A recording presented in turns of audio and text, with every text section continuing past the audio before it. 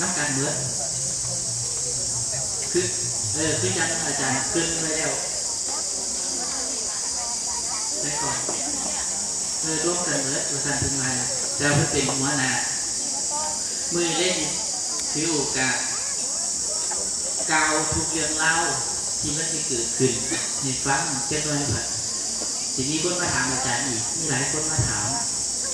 คือจังคุณแม่บัวหอมเนาะคือเป็นหัวหน้ารวมกับญาติธรรมทั้งเมื่อพอเขาไม่ถามทุกคนที่แหละที่เด็กนกบวชนั่งกัน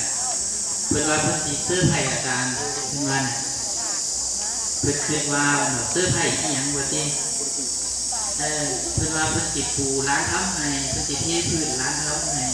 บอลที่ยังปูเป็นนางอยู่นี่เอาพุ่มมาปูนี่บนท่านได้เทพื้นเป็นเสียงเอาใต้ของมาคือบัดนี้เพิ่นจะเรียกว่าสิเสื้อไผ่อาจารย์ตัวข้างในคือตัวจันทร์ว่ามือสุดท้ายที่